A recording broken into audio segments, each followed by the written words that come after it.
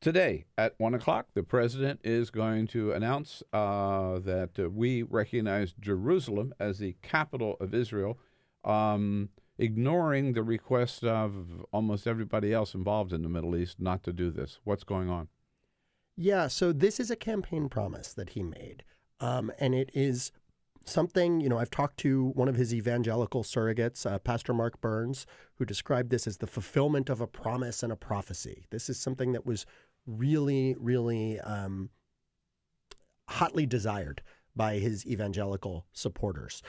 Because if you read the New Testament, they believe that Jesus cannot return until the Jews control Israel. So this is where their interest lies here.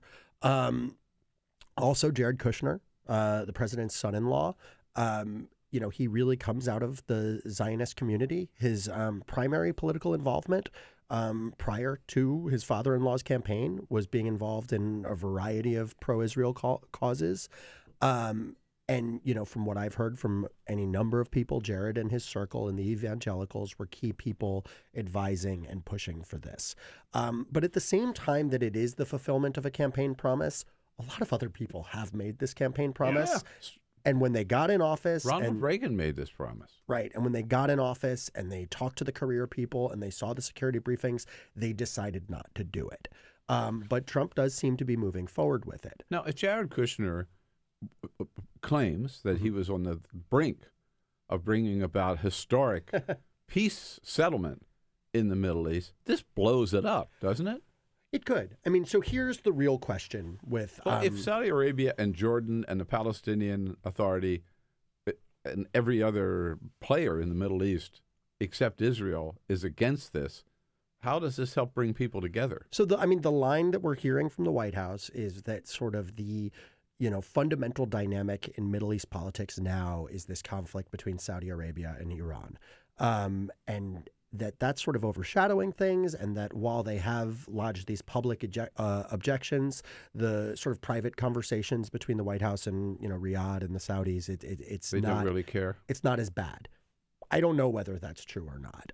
The main concern here is this.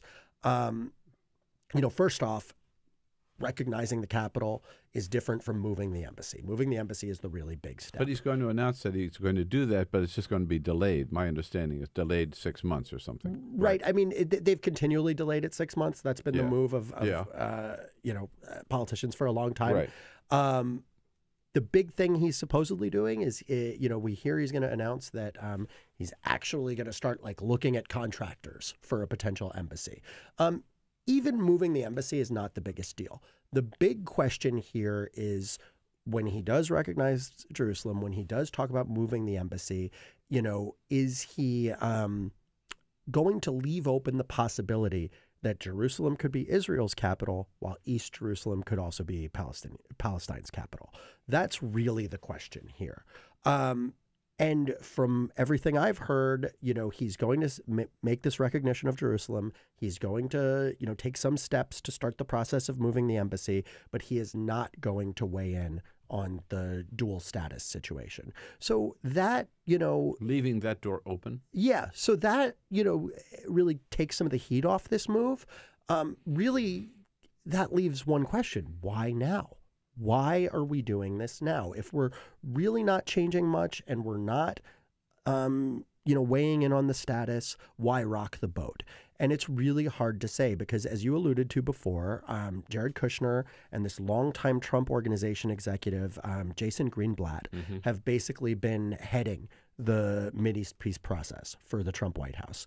I've tried to communicate personally with both of them. I've spoken to Jared personally. And I have been unable to get any information about what that process looks like or what their strategy is.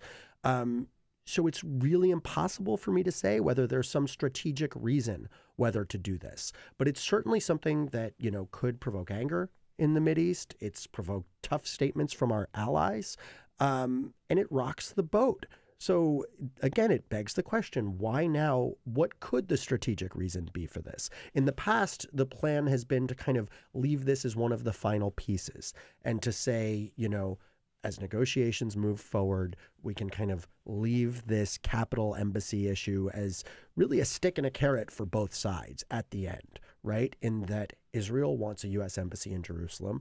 Palestine also wants a U.S. embassy in East Jerusalem, maybe, and a capital in East Jerusalem. We can sort of leave this as something to coax both sides out towards the end. Sure. And the Trump people have implied they're doing this. They've said, I've heard that this is something that they can use to maybe get things they want and get proper behavior from the Palestinians. What's interesting to me is I'm not understanding what behavior Israel has shown that's meriting a reward. BB's support of Donald Trump would be my answer.